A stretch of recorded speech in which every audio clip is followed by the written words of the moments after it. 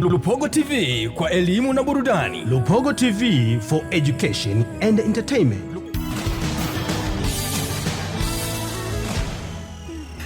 Okay, welcome our viewers, and this is Lupogo TV, and this session is called the 10 hard minutes. Therefore, we are starting to count down the very 10 hard minutes. I am with my great and effective historian. This is my professional. This is the history teacher, and by the way, the man is also heading the school called the Pugu Station Secondary School. The school is found in the very big city, Dar es Salaam.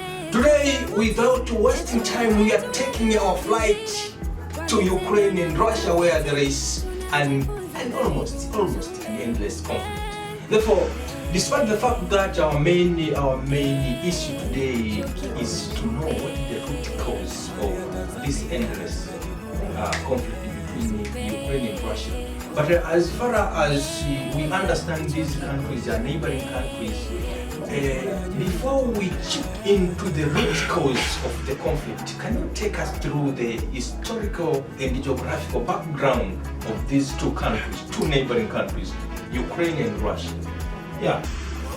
First of all, you have to take your speed governor very adjacent with you, because when I'm told to speak about the history of Russia and the history of Ukraine, particularly the history of Central Europe, it is a very complex history. Yeah. To start with the Ukraine history, in 1668, Ukraine was a part of Poland. In that particular year, Poland was given 146,000 rupees by the Russian Empire to compensate its area, which was called the Ukraine area. That is to say, from that particular year to 1917, the Russian Empire was owning that portion of land which is today Ukraine.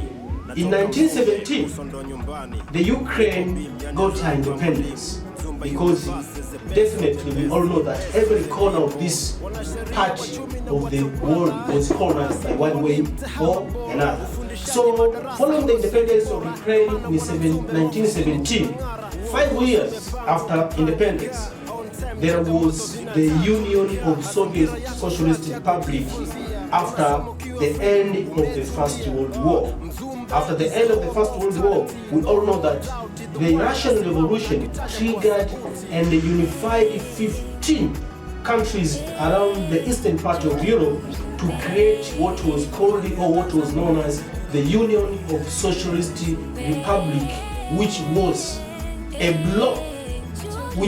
bloc being led by Russia at the epicenter and the brainchild of the idea, with the connection of the Ukraine, which was the number 2 brainchild of the idea of Union of Soviet Socialist Republic. Thank you very much. As I told you, this is a very effective and intensive storyline. I'm not sure whether he's going to manage our 10 minutes. By the way, if I remember, you will correct me, because my linguist, right? I'm not a historian. In 1991, the Soviet Union you have mentioned declined, and Ukraine regained its independence. My question now is, what was the cause for that union to decline? What was the main cause? Yeah, that's a very fantastic question. You need to understand that after the end of the Second World War, there was what was called the Cold War. Cold War is called a Cold War because it was not a direct confrontation of the military between the Western Bloc and the Eastern Bloc, but it is called war. It is called a Cold War because there was proxy war among the areas which was influential for the Westerners and among the areas which were influential to the Easterners. Easterners was led by the USSR, and the Westerners was led by the USA, which is the capitalistic bloc and the socialist bloc. So these blocks we are fighting by using the soldiers who were available in those areas where they wanted to control. For example, in Africa, some of the areas the proxy war were taking place, like Angola, Mozambique, and in Eastern Europe, there are so many areas where this proxy war took place, whereby those two powers wanted to monopolize or to hegemonize by using the historical terms. So the decline of USSR in 1991, it was called a total decline, but its relative decline started in 1980s, by the time where this Cold War was going to an end. That's why we see the Michael Gorbachev, who was the last president of Union of Soviet Socialist Republic, played a very paramount role in the process of laying down the foundation of capitalist kind of ideas in Russia, vis-a-vis the idea of a socialist republic which existed from 1922 to 1991. Thank you very much. Dear viewers, if you are joining us, you are not lost. This is Lupogo TV and we are still counting down our 10 minutes. I'm not sure whether today we are going to use only 10 minutes, because my expert here is speaking too much and I cannot obstruct him, because what he is speaking is almost golden. It's almost in Kiswahili called madini. Therefore, let us go to the very main topic now, in a very simple language. People now want to know. We have already traced the historical background, geographical background.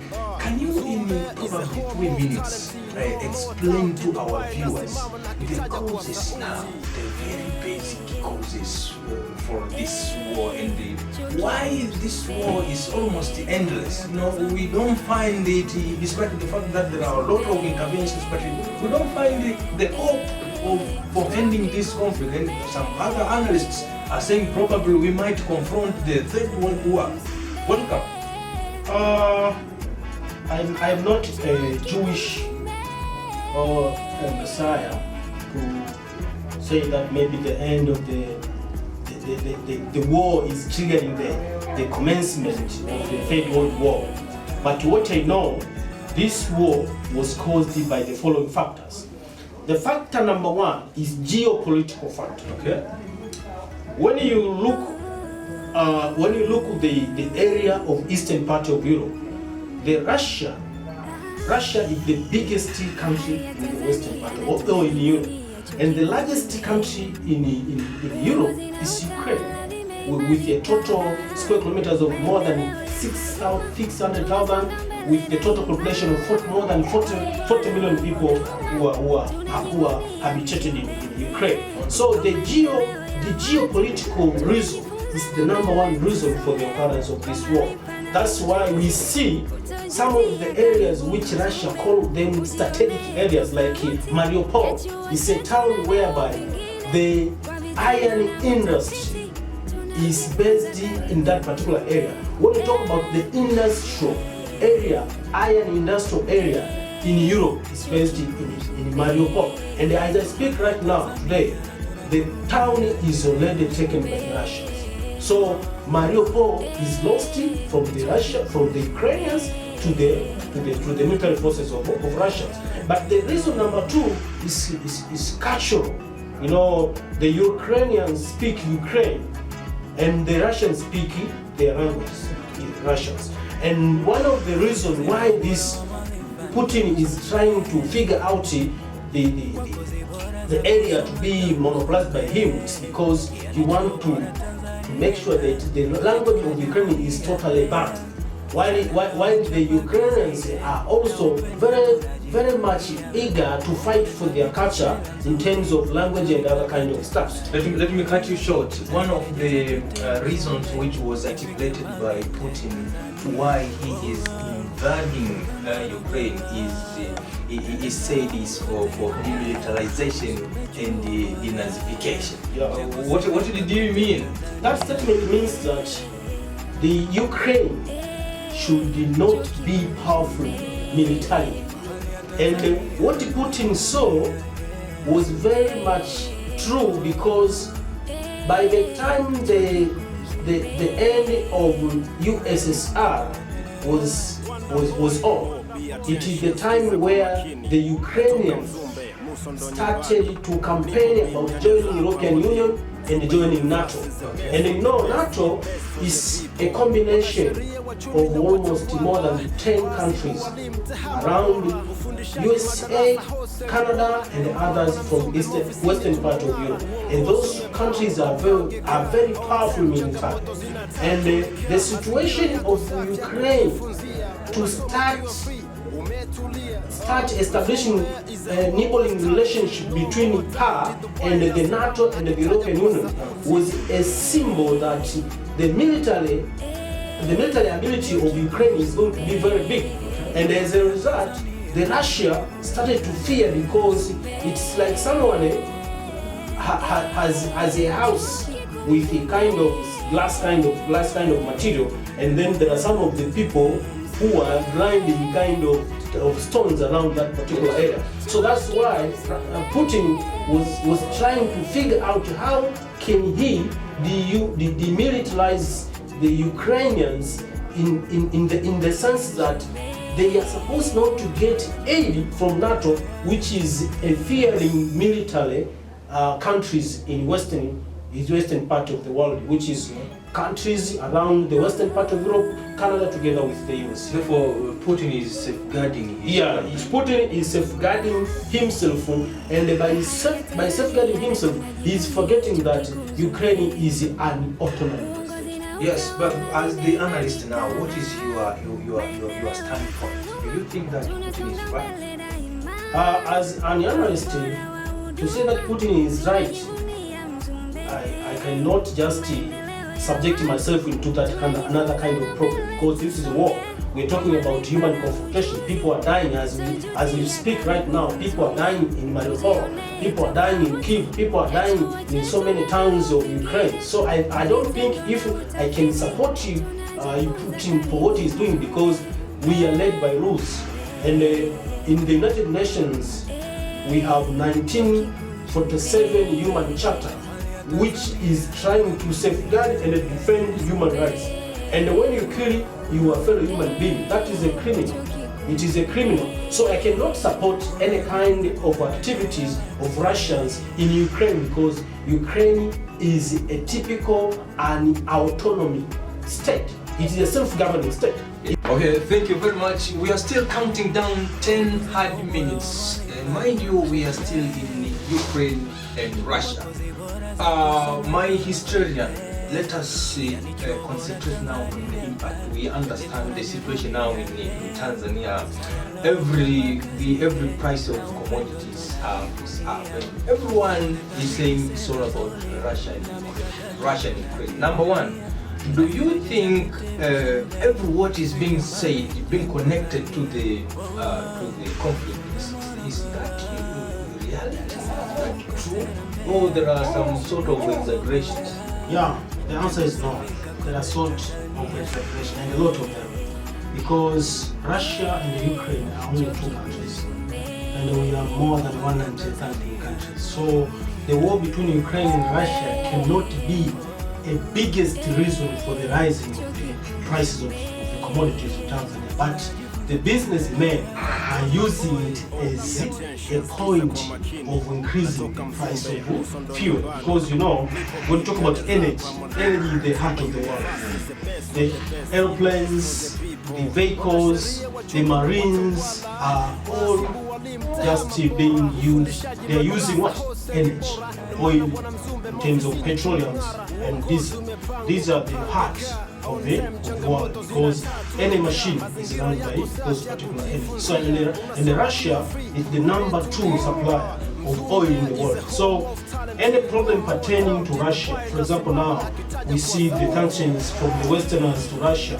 So when you sanction Russia, you are disturbing the world. But that is not a big reason for the rising up of the price, because there are so many countries which are producing what? Oil. For example, talk about OPEC. OPEC is more than 7 countries which are the bigger producers of oil. Why just Russia and Ukraine being a very big cause of this rise in the price. But it is a part of the problem, but it's not a big cause of the problem, because the OPEC is not only Russia. It's the combination of Arabic nations and the Middle East countries which are producers of oil in the world. Thank you very much. As we are about to wind up, if we are given 2 minutes, you are given 2 minutes to advise Putin and Ukraine's president. The name of Ukraine's president is very different. The name of Ukraine president and Russia is the same. They are all Vladimir. Vladimir Putin, Vladimir Zelensky. Yes, that is the kind of name which I fail to pronounce also. Therefore, you have been given 2 minutes for Putin, 2 minutes for the another president. What is going to be your advice? If I have to advise, I can say that they have to stop this war, because this war is never defined as war. It is just a disturbing war, and it is trying to kill people who are innocent. Most of the people who are suffering in Ukraine are innocent. We have more than 10,000 people who have died because of this war, and we are counting down from 24th February this year to now. It's almost 3 months now, and every day people are dying from this war. So Putin should know that every time when the blood is shed, this is upon him, and he's going to pay for this blood, because these innocent people who are dying every day, they are dying in vain. They have nothing to die for, because they have their own country. Russia, they have their own country, and because the world has set rules and principles, we have the United Nations. Every country which is the member of the United Nations should respect the human right. And every human right has the right to survive. That's the right number 1 according to the United Nations Human Charter. Thank you very much. Please, we are praying to God for Ukraine and Russia to stop the conflict. As it has well been said by Mr. Simon Pogo, that conflict is not a good thing. Therefore, let us pray for Ukraine and Russia, so as one day they can end up this conflict. Thank you very much, and this is the end of Hard 10 Minutes. Mind you, this is Lupogo TV, and as long as Lupogo TV is for education and entertainment, please we want to leave you with a certain good song. The song is called the Chuo Kikuu Mzumbe. Do not ask me why not Chuo Kikuu cha Mzumbe. That is none of my business. Thank you very much.